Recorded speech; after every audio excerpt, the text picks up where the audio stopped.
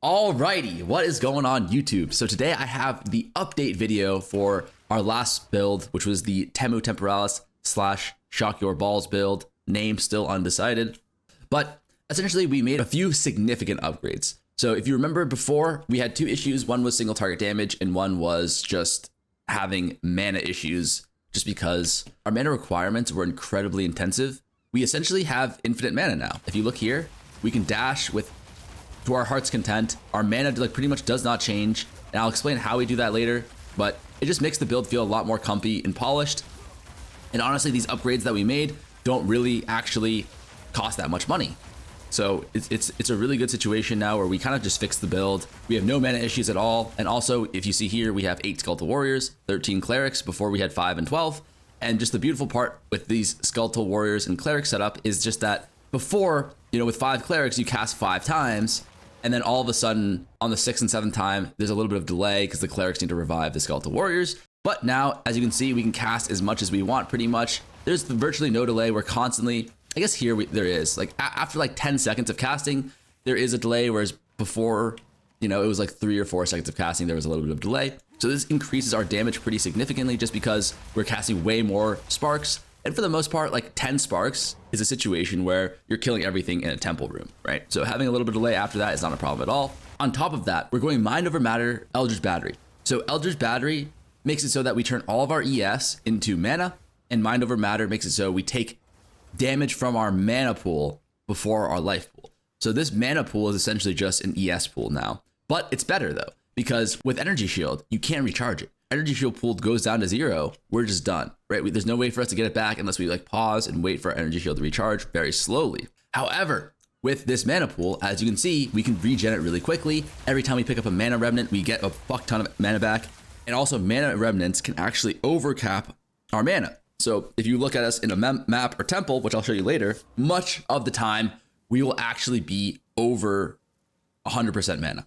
So it helps our survivability pretty significantly. And also it helps our damage pretty significantly because, we have some damage nodes here, like for example, Arcane Intensity, where we get 3% spell damage per 100 mana. We got an extra 2.5k mana. So that is an extra 75% spell damage.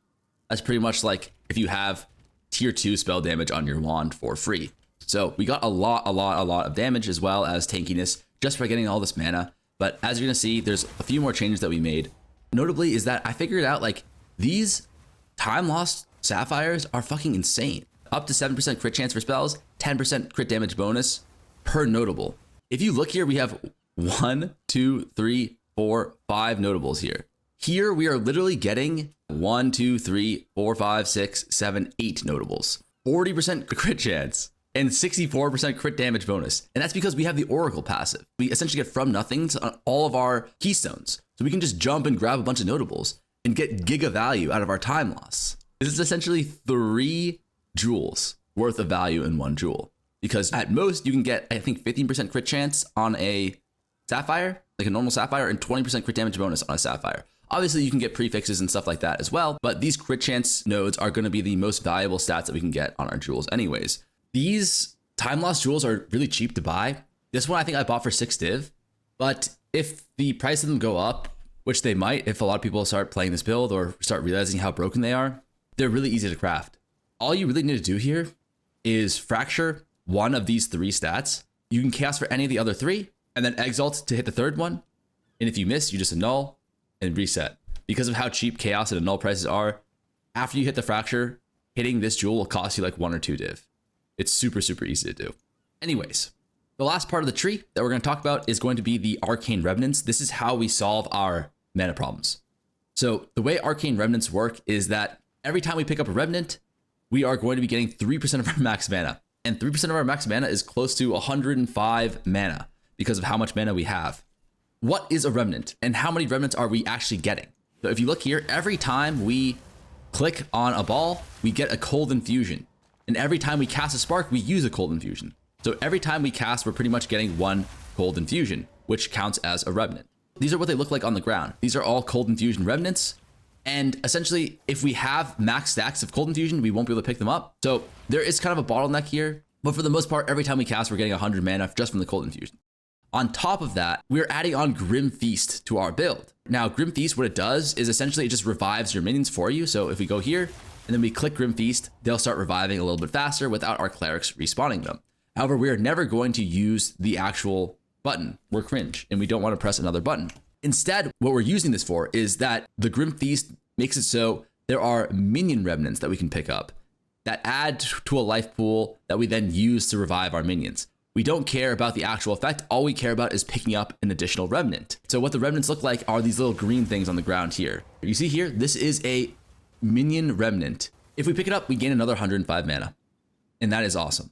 We go Harmonic Remnants 2 here for the 20% chance to gain an additional remnant. And this additional remnant is just an additional 105 mana, because all we want to do is pick them up for the mana. We go Remnant Potency. We're not sure if this actually affects the remnant part, like the Arcane Remnant part, but we just do it just in case. Faster casting, just because like if you actually do use the Resurrection, there is a cast time to it, but we aren't really using it. And then Minion Mastery. There was some weird interaction where we noticed that like lower level Grim Feasts, we were getting like less mana remnants or something like that. I'm not exactly sure how it works. That could be in my head as well, but just in case, we threw on the Minion Mastery.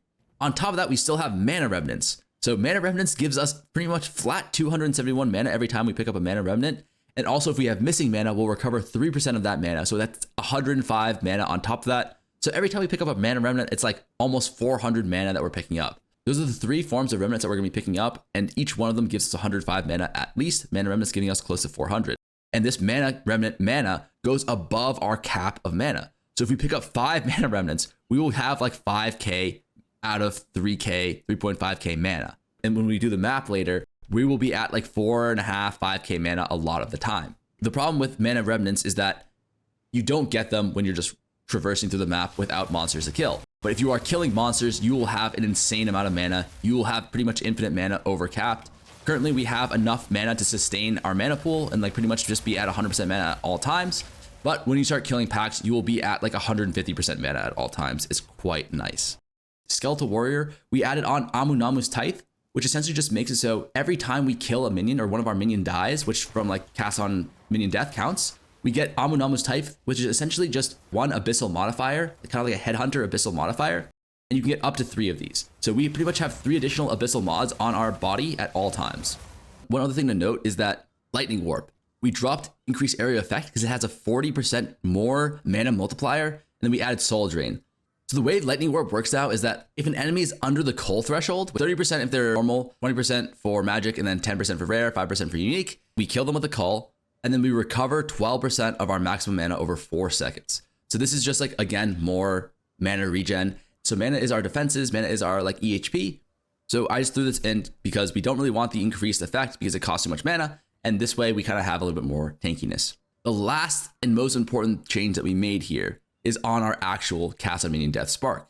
So if you look here, we still have projectile acceleration and we still have Zenith 2. Before we had Embitter plus Rockiatas, most of our damage is chaos damage because we're getting like 120% now chaos damage gain. The way these interactions works in the POB, it shows us that we have like 70% of our damage is chaos damage. So converting our damage to elemental damage with Embitter and then getting the Rockiata effect isn't actually that valuable. It's like 50% more damage. So the amount of value we're actually getting from our Rockiatas was quite low. So instead we went efficiency 2 here just to have less mana cost to help us sustain our mana. You see if we take this out, we don't drain our mana really quickly, but we do drain it.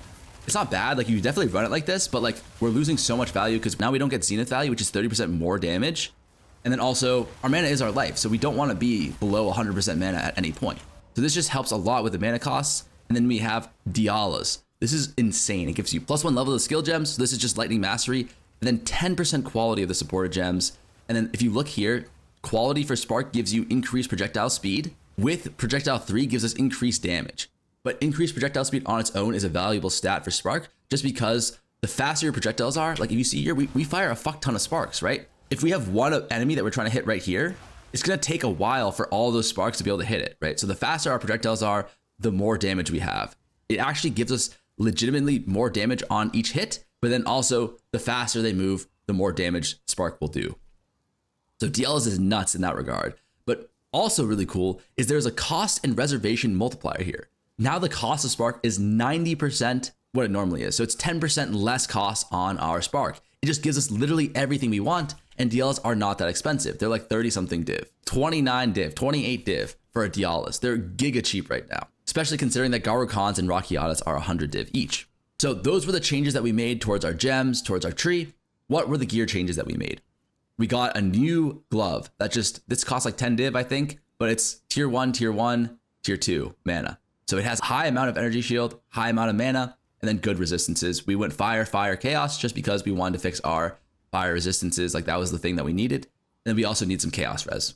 Second thing is we bought a mana stacking ring. Now these are kind of expensive. I think I paid 30 div for this. It doesn't need to be on a breach ring. This could be on a gold ring as well, but breach ring, it just so happens that breach rings are broken for mana because with the 40%, you actually get 8% increased mana instead of 7 with 20%. So we have 8% increase here. Double rarity, increased mana, flat mana, cast speed, lightning res. We needed lightning res, so we got lightning res, but it's only tier 3 cast speed, so that's just something to consider. Our amulet is still the same, but we changed our anoint to cooked because we no longer care about the infusions because we're no longer going charge regulation.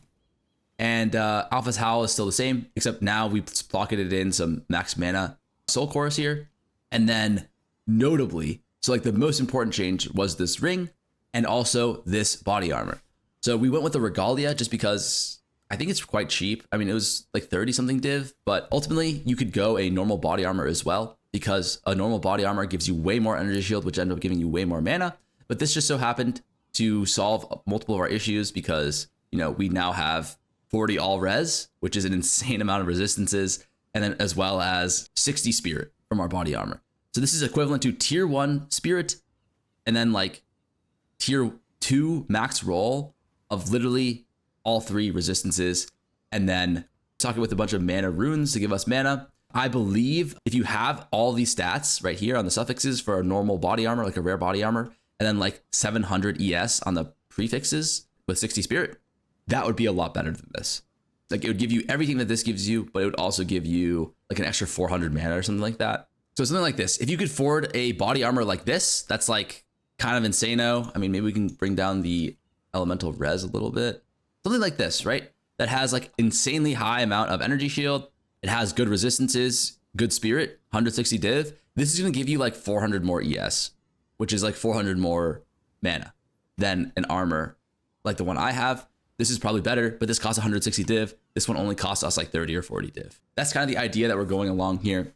It's more budget, more value, but a rare armor would definitely be better. We were just stacking as much ES and as much mana on our gear as possible. We don't care about mana regen, right? Like mana regen is fucking useless. We have so much mana. Our actual mana usage per second is close to like 2,000. So unless we can regenerate like 1,000 mana a second, mana regen does nothing for us. We really need to be recovering an insane amount of mana here, which we are. And that's kind of how we solve our problems, just by picking up all these remnants and shit. And by having a high mana pool. Previous version, we definitely struggled with mapping, specifically like Giga juice maps, like Abyss maps with increased difficulty per pit closed.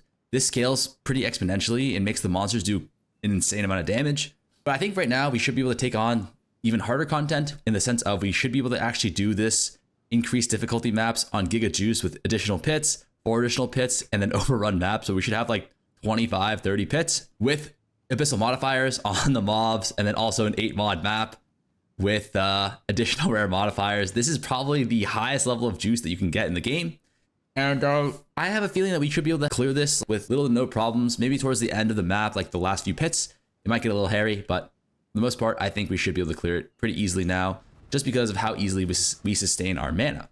So the first thing I want to talk about is a question that people have been bringing up a decent amount, which is sometimes like I just don't cast. Why is that happening? Well, the issue is that if you throw your balls over rare monsters, especially like ones with big bodies, your lightning warp will prioritize jumping to the mobs over the balls. And if you have no like cull on them, if they're not within like a cull range, you will just be casting lightning warp and not doing anything. So you kind of have to throw your balls like to the sides of the mobs, or making sure that you click. If you see here, like if I click here on the ball, it'll obviously teleport me to the ball. But if I click here on the ball, it'll also teleport me. Like they have pretty wide radiuses of their click hitbox. And if the ball is over a rare monster, you just have to make sure you're not clicking directly on the rare monster, but like the side of the ball. And this is just kind of like a skill thing. It'll take you a little bit of time to get used to. But when you do, it'll be quite simple and straightforward, and you won't really struggle with it as much. Like I have no struggles with it anymore, but it took me like maybe like 20 or 30 minutes to get used to. And yeah, like now for the most part, every time I click, I am on a ball. And I'm not even clicking, by the way. First of all, I want to make it also clear that I'm holding down right click. And then occasionally I'll just be throwing out Spell Slinger balls. And that's kind of like what the content looks like. It's kind of insane.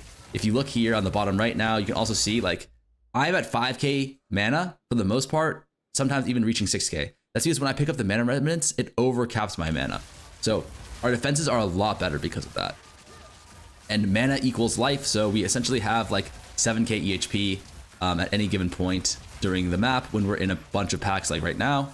And then also, notably, we have like 34% chaos res from we have 15% from our gloves, and then we also just, because we had more resistances, we were able to use our runes, like our Takati runes, over using like, what are they called? Like normal elemental runes. And as a result, we are able to kind of, oh shit. Oh, so one thing you have to be careful of is if the mobs have this mana drain thing, this drains your mana pretty significantly. And if you stand on the mana drain or in the pool of mana drain, you will just lose a lot of your EHP. So just something to be really careful of and just have like a good cognition of is that those kind of monsters can just fuck you up pretty badly. But yeah, this is kind of what the maps look like. We have really good survivability now. We have really good damage now. Pretty much just no problems running these kind of maps. And this is, again, like I said, the strongest tier of juiced maps that you can run in the game. I think these are literally the hardest maps you can run. Although I would say they're not really that efficient to run just because like you don't actually make that much money off of them. There are much better things you can do that are a lot easier to do that give you more like currency per hour if that's something you care about. But if you also just care about like doing the hardest shit in the game, this is definitely the hardest shit in the game that I can think of at least. But yeah, it just kind of looks a lot like this. As we clear more pits, we're going to be taking more damage and shit, so we might face some issues. But as you can see, as long as we're casting, we are being chilling because we over-generate mana on each cast. So by casting, we're generating mana, and then by casting, we're also killing monsters that neutralize the damage pool, but also they drop mana remnants. So casting is incredibly important. You just have to make sure you're constantly casting, and if you are constantly casting, you have pretty much no risk of dying. And also, by casting, you're also like moving and dodging, bobbing around a little bit. So it's a lot harder for projectiles to hit you and like a lot harder to be targeted by like these weird ass sphere things, for example. But that time earlier in this map where we almost died, it was pretty much just because we got caught on a rare monster and we weren't casting and moving, that kind of thing. So something else to consider as well. But yeah, this is pretty straightforward and pretty simple. And we have not really been in threat of death, except for like that one time where we got caught on the side of a monster and we were not lightning warping and we were not casting. So one other thing to consider is that we still have our normal cast spark. So if you ever get to the point where like, say like you're in a corridor like that and it's like kind of hard to cast your balls and they keep on getting destroyed too early, then you can just cast normal spark and it's not a problem at all. You can jump over walls. Wait, where are the... But yeah, this is the beauty I think of now is like with the MoM build, it's like you don't have to walk anymore. You can now just always use your sparks. You will never have mana issues really. And yeah, you can travel now with your spark, with your lightning warp. It's really, really nice. Sorry, you're not traveling with your spark. You're traveling with your lightning warp. Yeah. Make sure you're constantly casting. Ooh, little Tinky.